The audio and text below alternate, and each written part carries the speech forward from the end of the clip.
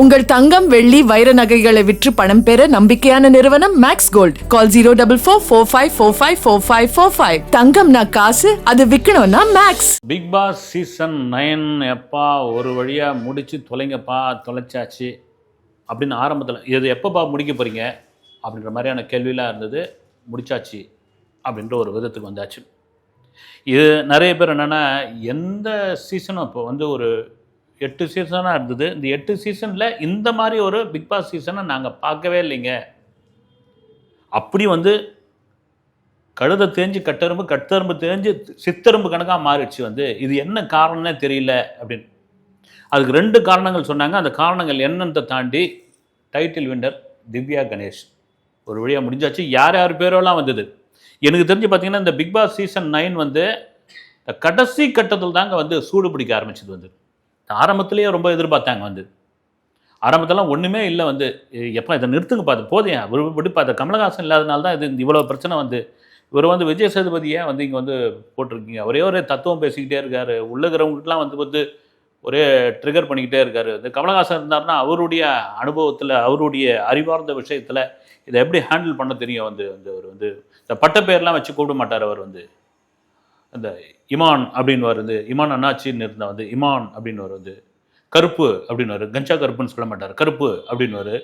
அதெல்லாம் ஒரு தேர்ந்த ஒரு நபர். அதெல்லாம் தாண்டி அவர் வந்து இந்த பிக் பாஸை வந்து வெறும் இந்த போட்டியை நடத்தக்கூடிய ஒருவராக இல்லாமல் அறிவு சார்ந்த விஷயங்களை வந்து இன்றைக்கி இந்த புக்கை படிச்சிங்களா, நீங்கள் இந்த புக்கை படித்து பாருங்க அப்படின்னு சொல்கிறது. வந்து நான் வந்து பெங்காலில் ஒரு படம் பார்த்தேன், அவ்வளோ பிரமாதமான படம். அந்த படத்தை கூட பார்த்தீங்கன்னா ஒரு வீட்டுக்குள்ளேயே நடக்கிற சம்பவம். நீங்கள் கூட வெளியே வந்து அந்த படத்தை அவசியமாக பாருங்கன்னு பார்வையாளருக்கு அந்த படத்தை ரெக்கமெண்ட் பண்ணுவார். வந்து ஒரு விஷயம் அந்த வீட்டுக்குள்ளே நடக்கிறத அந்த மைண்ட் கேமை அது எப்படி கொண்டு போய் அது எப்படி சேர்ப்பார், யாரையும் புண்படுத்தாத ஒரு விஷயமா. நீங்கள் இப்போ நம்ம சித்தப்பு சரவணனோட பருத்தி வீர சரவணன் அதை கேமரா இருக்கிறது தெரியாமலே கமலஹாசனை வந்து ஒரு மாதிரி கிண்டல் அடித்து ஒரு விஷயம் பேசிடுவார். பேசிட்ட உடனே அது எடுத்து போடுங்கன்னு சேனல்காரங்கிட்ட சொன்னாராம் கமல். வந்து இதை எடுத்து போடுங்க, இதில் என்ன இருக்குது. வந்து அவங்களுக்கு சுற்றி தன்னுடைய கேமரா இருக்கிறத மறந்துடுறாங்க. ஒரு 100 நாள் 105 நாள் அந்த வீட்டுக்குள்ளே இருக்காங்க. அந்த 100 நாள் 105 நாளில் அவர்கள் வெளி உலகத்தை பார்க்கல, அவங்க சொந்த பந்தம் கூட பேசலை, அவங்க வீட்டார் கூட தொடர்பில் இல்லை, கண்டிப்பாக அவங்கக்கிட்ட செல்ஃபோன் கிடையாது. இதெல்லாம் இருக்கும்பொழுது அவங்களுடைய மனநிலை எப்படி இருக்கும்? ஒரு கட்டத்தில் மேலே யார் மேலேயாவது ஒரு கோபத்தை காட்டணும். அந்த வீட்டில் உள்ளவங்க மேலே தாண்டி வேறு யார் மேலே காட்டணும் அப்படின்னா என் மேலே தான் காட்டுவாங்க. அதனால தான் அவங்க கிடக்கிறான் போயா அப்படின்ற ஒரு வார்த்தை வந்தவொடனே எடுத்து போட்டோன்னு அது பெரிய பெரிய ட்ரெண்ட் ஆச்சு. வந்து அப்புறம் அவர் கொஞ்சம் வருத்தப்பட்டுலாம் கூட சொல்லியிருந்தார். வந்து வருத்தப்பட்டுலாம் கூட இப்போ கூட விஜய் சேதுபதி முன்னாடி ஒரு போட்டியாளர் வந்து உட்காந்துக்கிட்டே பேசிகிட்டு இருப்பாங்க. ஏன் நீங்கள் எழுந்து பேச மாட்டீங்களா அப்படின்னு அவர் கேட்டு வாங்கின விதம் கூட இருக்கட்டும். வந்து இந்த இடத்துல கமலஹாசன் இருந்திருந்தாங்கன்னா எப்படி இதை இந்த ஹேண்டில் பண்ணியிருப்பார். இது மாதிரி பல சம்பவங்கள் நம்ம ஆரம்பத்தில் அந்த பிக் பாஸோடைய விறுவிறுப்பு இருந்ததில்ல, பஞ்சமே கிடையாதுங்க. வந்து பஞ்சமே கிடையாது. அப்படி ஒரு அமக்கலாம். வந்து செவுத்து மேலே ஏறுறது, குச்சி ஓடுறது, கஞ்சா கருப்பு வந்து தலையில் துண்டை போட்டு அடிக்கிறது, நமிதாவை போட்டு வெளுக்கிறது, ஓவியா ஒரு பக்கம் வந்து ட்ரிகர் ஆகிறது, கவின் வந்து இதன் மூலமாக தான் மிகப்பெரிய பேர் கிடச்சிதுன்னு இப்போ வரைக்கும் சொல்கிறது. இதெல்லாம் தான் இதெல்லாம் மீறி இப்போது ஒரு வழியாக அதை முடிச்சாச்சுப்பா. Title winner Divya Ganesh. அப்போ அடுத்தடுத்து யார் அப்படின்போது முதல் ஒரு 4 போட்டியாளர்கள். 2வது இடம் சபரிக்கு, 3வது இடம் வந்து அரோராவுக்கா அல்லது விக்ரமுக்கா.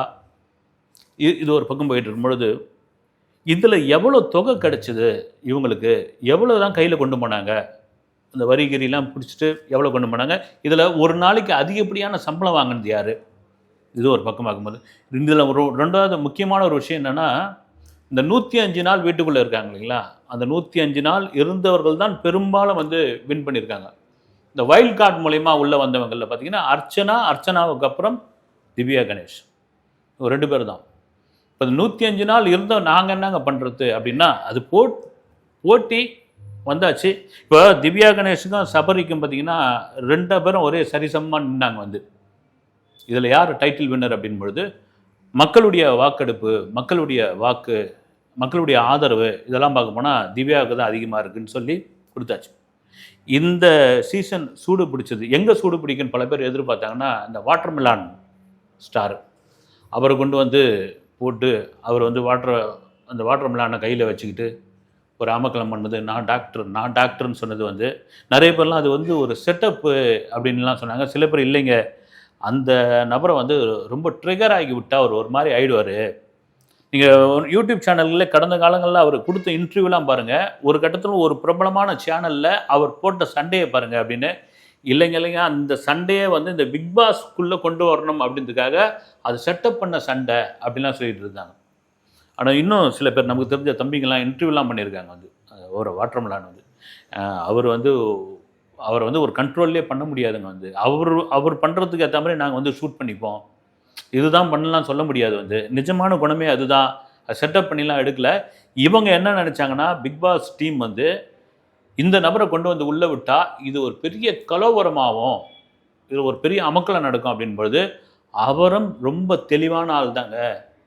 அவர் வந்து இன்னசென்ட் கிடையாது, அவர் வந்து கோமாளி கிடையாது, கோமாளி மாதிரி நடிக்கிற ஒரு புத்திசாலி விவரமான ஒரு ஆள் வந்து பிசியோதெரப்பி படிச்சுட்டு தான் உயர்நிலை டாக்டர் அப்படின்ற மாதிரி சொல்கிற அளவுக்கு அவர் ரொம்ப ஆணித்தரமாக இருக்காருன்னா ஓகே, டாக்டர் லிஸ்ட்டில் சேர்த்துறாங்க, ரைட்டு, தவறாக சொல்ல.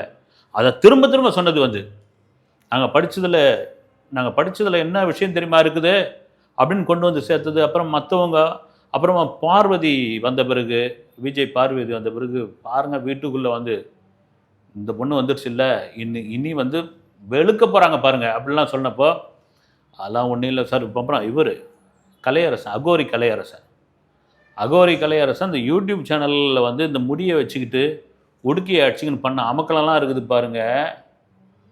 அவருக்கும் அப்புறமா அவர் இன்னொரு அம்மா போட்டியாளர் ஒருத்தர் இந்த வட சென்னையில் உட்காந்துன்னு குறி சொல்லுவாங்க, அந்த அம்மா, அவங்க அந்த நபருக்கும் இவருக்கும் அந்த சமயத்தில், நீ என்னடா அகோரி, நீ வாடா, நீ என் கூட வாடா, ஒத்தைக்கு ஒத்த வாடா, 2 பேரும் வந்து குறி சொல்லுவோம், 2 பேரும் வந்து உடுக்கடிப்போம், 2 பேரும் வந்து பேயாட வைப்போம் அப்படின்னு ரேஞ்சுக்கெலாம் வந்தப்போ, இந்த நபர் உள்ளே வந்தார்னா உண்மையிலே கலக்க போகிறார் பொழுதுயா, இவர் பயங்கரமான ஆளுன்னு பார்த்தா இவர் செட்டப் செல்லப்பாவாக இருந்திருக்காரு. செட்டப் செல்லப்பானா இந்த முடியெல்லாம் செட்டப் பண்ணி வச்சுக்கின்னு அகோரி மாதிரி உடுக்க அடிச்சுக்கின்னு அதெல்லாம் சரி ஏதோ ஒன்று அப்படின்ட்டு. அப்புறம் உள்ள பிக் பாஸ் வீட்டுக்குள்ளே போனால் இந்த நனைஞ்ச கோழிங்க இருக்குன்னு தெரியுங்களா ஊருங்களில், அந்த நனைஞ்ச கோழி என்ன பண்ண மழையில் நனைஞ்சிச்சுன்னா ஒரு மூலையில் போய் அப்படி உட்காந்துங்க, அது கொக்கோ கொக்கோ கொக்கோ கொக்கோ கொக்கோன்னு அது மாதிரி ஒரு மூலையில் போய் உட்காந்துங்கன்னு இவரும் இதுக்குள்ளே விளையாடுவார், இதுக்குள்ளே அமக்கலம் பண்ணுவார், இதுக்குள்ளே ஏதாவது பண்ணுவாருன்னு பார்த்தா ஒன்றுமே பண்ணல. ஒரு கட்டத்துக்கு அப்புறம் ஏங்க இந்த பிக் பாஸை நீங்கள் பார்க்குறீங்க, இது வந்து தேவையில்லாத ஒரு விஷயம் அப்படின்னு கடுமையான விமர்சனம் வந்தது. அதற்கான அந்த டிஆர்பி ரேட்டிங்லாம் கம்மியாச்சு வந்து 24x7 பார்க்கறதுக்கு ஆள் இல்லைன்ற மாதிரி ஆயிடுச்சு. ஒரு காலத்தில் 24x7 எப்படி இருந்தது வந்து, எங்கள் கமலஹாசனால் ஒரு கட்டத்தில் வந்து ஏதோ ஒரு பிரேக் விட்டு அவரால் வந்து நிகழ்ச்சியில் வந்து கலந்துக்க முடியல. சிம்பு வந்தோடனே கலக்க ஆரம்பிச்சது வந்து. நிறைய பேர்லாம் கூட சொன்னாங்க வந்து, ஏம்பா இவ்வளோ காசு செலவு பண்ணியிருக்கிறீங்க, சிம்புக்கு ஒரு பெரிய அமௌண்ட்டை கொடுத்து கூட்டின்னு வந்திருக்க வேண்டியதுனே, இந்த சிம்பு உள்ளே வந்திருந்தாருன்னா இது எந்த மாதிரியான ஒரு நிகழ்ச்சியாக மாறி இருக்கும். சிம்பு அவர் பாணியில் இவங்கெல்லாம் ட்ரீட் பண்ணால், இவங்களை வந்து கலாச்சா எப்படி இருந்திருக்குன்ற மாதிரியான ஒரு விஷயம் இருந்தது. விஜய் சேதுபதி அவருக்கான இதை வந்து பண்ணிக்கிட்டு தான் இருந்தார் வந்து, அவருக்கானதை பண்ணிக்கிட்டு இருந்தார் வந்து.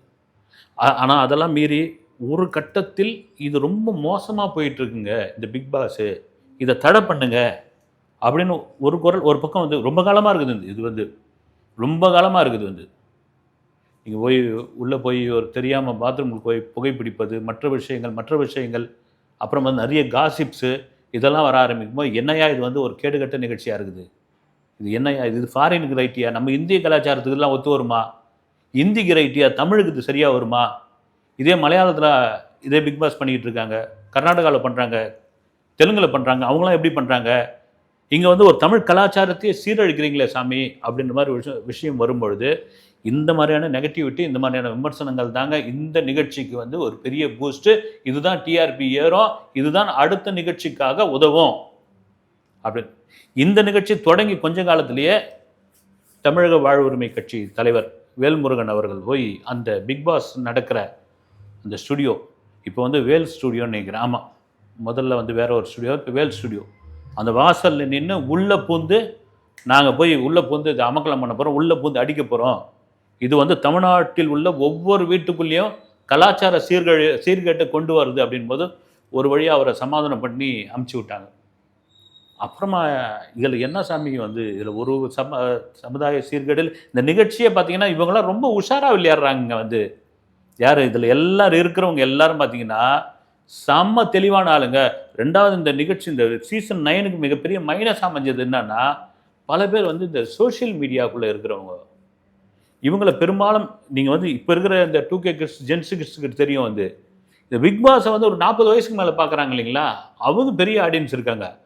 அந்த ஆடியன்ஸ்க்கு ஏற்ற மாதிரி ஆளை யாருமே கொண்டு வரலையே. இவங்கெல்லாம் யாருமே தெரியல, ஏதோ பசங்க ஏதோ ஒரு யாரும் முகம் தெரியாத ஏதோ விளையாடிட்டு இருக்காங்க, தன்னை சுற்றி கேமரா இருக்குன்னு தெரிஞ்சுன்னு விளையாடுறாங்க, ரொம்ப உஷாராக இருக்கிறாங்க அப்படின்னு. சரி, இந்த கலாச்சார சீர்கேடு எங்கே சாமி நடந்தது அப்படின்பொழுது இடையில பார்வதி சம்மந்தப்பட்ட இதுலாம் வந்தது. அப்புறமா கெட்ட வார்த்தை பேசுறது வந்து வாட்டர்மெலான் ஸ்டார் உள்ளே இறங்கி பேசுறது வந்து வாட்டர்மெலான் ஸ்டாரை வந்து இறங்கி ஆளாளுக்கு வந்து வெளுத்தது. ஒரு கட்டத்துக்கு அப்புறம் கொச்சையான வார்த்தைகள்லாம் பேசும்பொழுது தான் நிறைய பேர்லாம் விழுந்திருந்தாங்க. இந்த டிஆர்பி ஏற்றுறதுக்கு அந்த மாதிரி வேலை பண்ணுறீங்களா, நிஜமாக இதுக்குள்ளே இப்படியான சம்பவம் நடக்குதா அப்படின்போது எங்க 1008 வேலை இருக்குதுங்க, இதெல்லாம் அப்படியே ஓரங்கட்டு போங்க. இவங்களை வந்து சரியாக மறுபடியும் ஹேண்டில் பண்ண தெரியலிங்க வந்து விஜய் சேதுபதிக்கு. அவரெல்லாம் விட்டுருங்க, நீங்கள் வந்து விடுங்க, இதெல்லாம் நிகழ்ச்சியை பார்க்காதீங்கன்னு பொழுது தான் வைல்ட் கார்டில் உள்ளே வந்த சாண்ட்ரா பிரஜன். அப்புறம் வந்து பிரஜன் வெளியே போயிட்டார். வெளியே போனோடனே இந்த கடைசி கட்டம்னுவாங்க இல்லைங்களா, இந்த நிகழ்ச்சியோட கடைசி கட்டம், இதை அப்படியே தூக்கி வெளியே போட்டுடலான்றப்போ இது டிஃபால்ட்டாக நடந்ததா இல்லை இது இவங்க பண்ணதான்னு தெரில. வந்து ஒரு காருக்குள்ளே பாருக்குள்ளே வந்து கம்ருதீன் அப்புறமா வந்து சாண்ட்ரா இருப்பாங்க. ஒரே உதங்க அந்த சாண்ட்ராவை எட்டி வச்சோடனே வெளியே வந்து பொத்துன்னு விழுந்து ஒரு ஃபிட்ஸ் வந்த மாதிரி ஆகி உடல்நிலை குறைவு ஏற்பட்டதிலும் அப்புறம் வெளியே இந்த பிரஜன் வந்து பெரிய சண்டை போட்டு இப்படிலாம் நீங்கள் எட்டு உதைப்பீங்களான்னு சொல்லி அப்புறம் கம்ருதீன் போய் காலில் விழுந்து கதறி அப்போ உதைச்சது உண்மைதான் அப்படின்போது எனக்கு உடல்நிலை பாதிக்கப்பட்டிருக்குது, அந்த நேரத்தில் நான் எதிர்பார்க்கல இப்படிலாம் நடக்கும் சம்பவம் போது தான் இந்த பிக் பாஸ் அப்படியே கொஞ்சம் கொஞ்சமாக தீயாக பற்றிக்க ஆரம்பிச்சுது. இது பார்வையாளர்கள் கூட ஆரம்பித்தாங்க. நிறைய பேர் சொன்ன விஷயம் என்னன்னா, இது ஒரு மைண்ட் கேம் தான் சாமி, இது ஆரம்பத்தில் நீங்கள் பண்ணியிருக்கலாமே.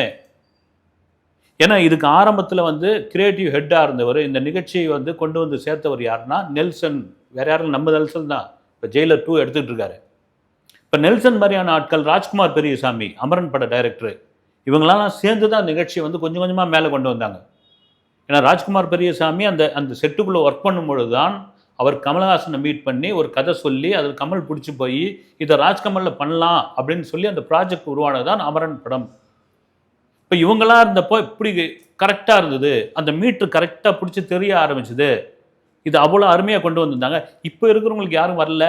இந்த சாண்ட்ரா விவகாரம், இந்த கம்ருதீன் விவகாரத்தை ஏற்கனவே பண்ணியிருக்கலாமே, ஆரம்பத்திலேயே பண்ணியிருந்தால் அது எவ்வளோ சூடு பிடிச்சின்னு தூக்கின்னு போயிருக்கோம், பண்ணலையே அப்படின்னு. ஒரு வழியாக முடிஞ்சாச்சு.